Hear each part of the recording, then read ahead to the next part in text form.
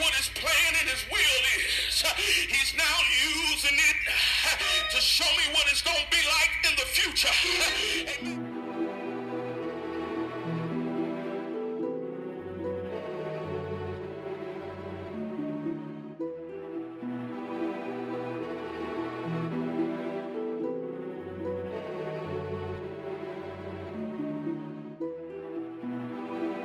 I had a dream that me and my family were in an old apartment of ours on East 124th Street in Cleveland, Ohio, which was immediately next door to the left of my granddad's building that he owned.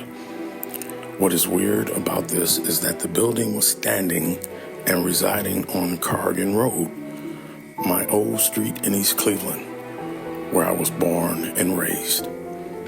Inside of the house was my late wife, Shanta, and our two children, Ezekiel and Shante, when they were very young. But also an old childhood friend of mine named Booker. He was there, and he had come to ask me for a ride down to Columbus in order to get a stuffed baked potato. I asked him, were there no restaurants in Cleveland where I could take you to find what it is that you're looking for? But Booker said that he was having a fierce craving for that particular taste, and it may be the last time that he would get to eat it.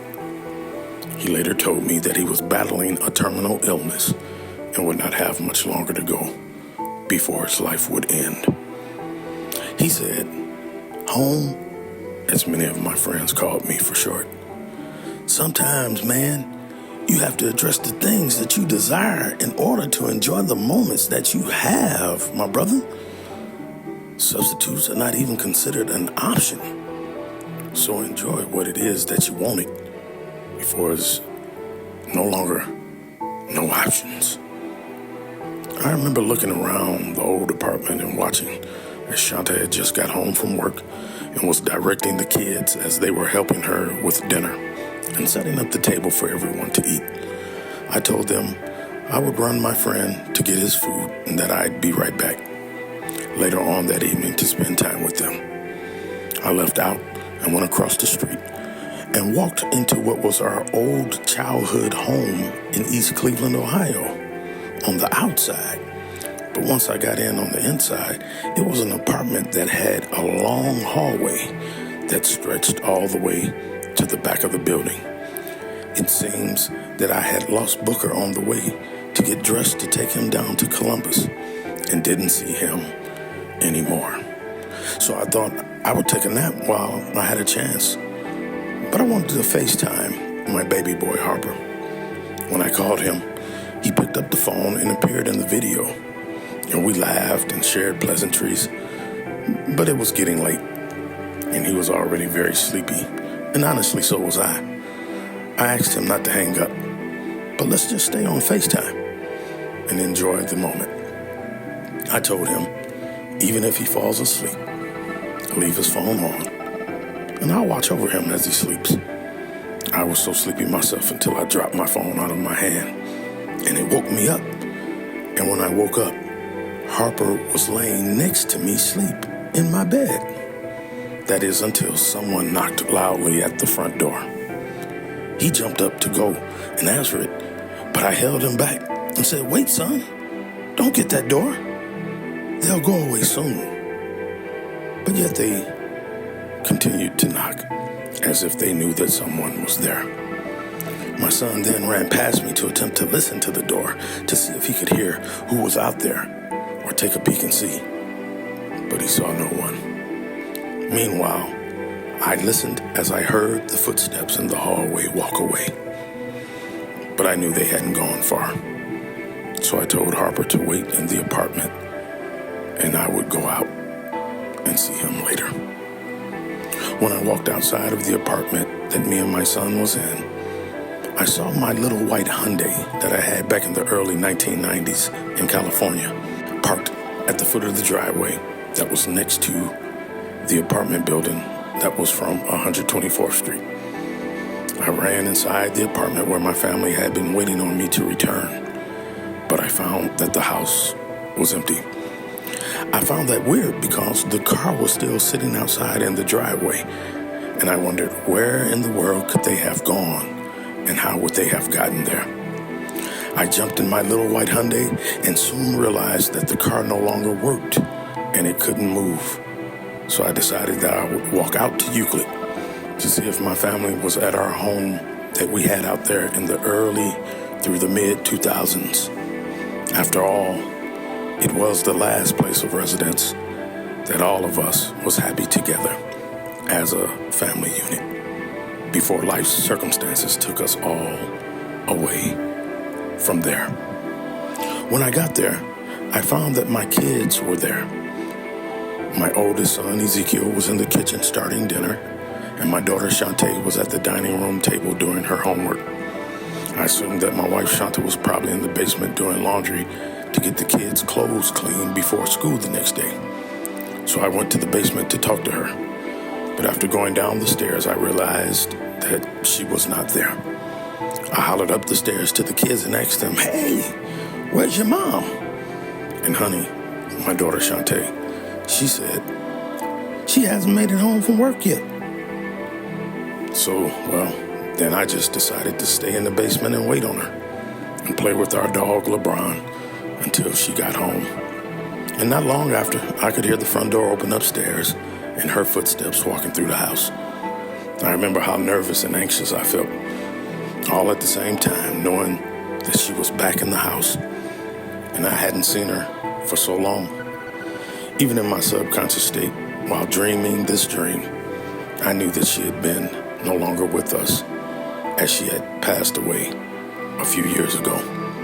But I refused to say that to our kids. So I slowly started making my way up the first set of basement stairs and made it to the first platform by the side door before almost passing out, and began to turn to walk up the next flight of stairs to get me up on the first floor.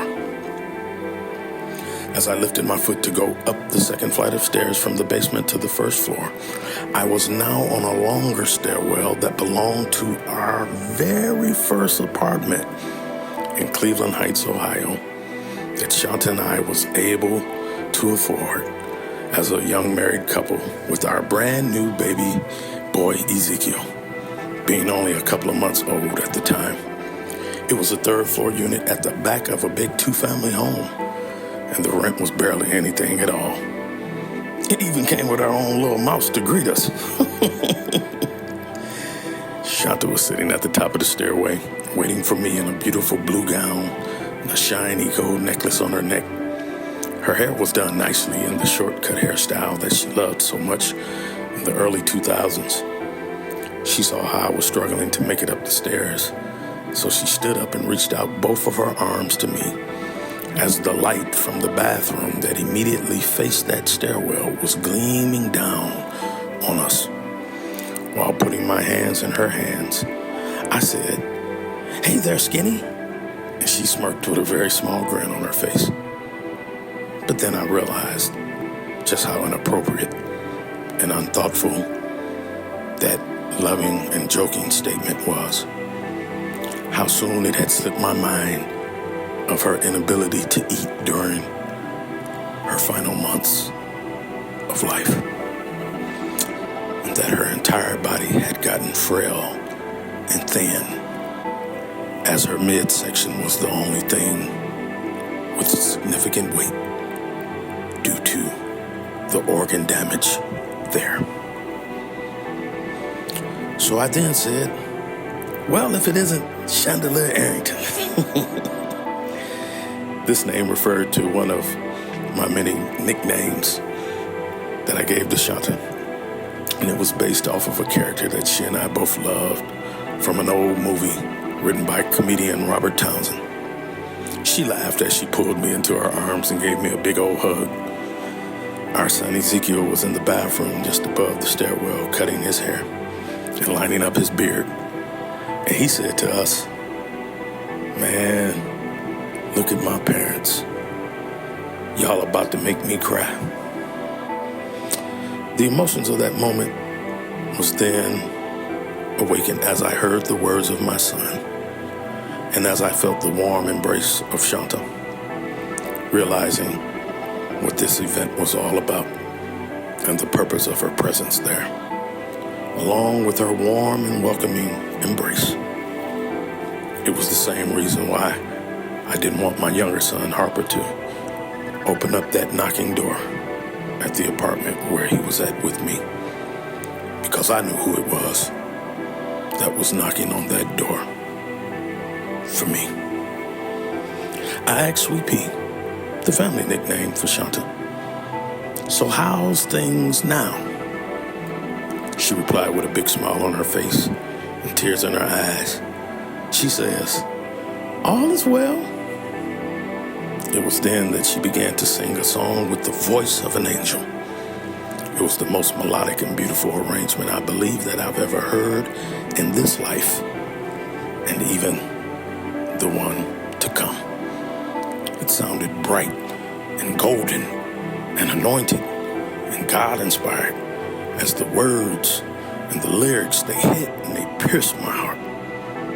It spoke to the very thing that my buddy Booker was speaking of when he first arrived for the ride to get something to eat, as he essentially alluded to enjoying the desires of your heart in the moments that you have them, because all of our days, they're numbered.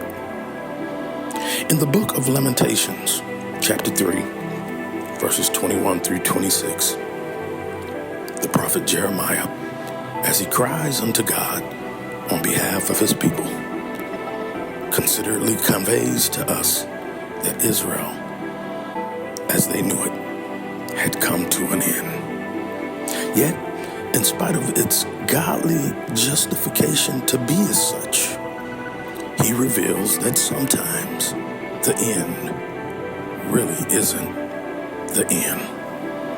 For he declares with tears, he says that "this I recall to my mind, and therefore I have hope.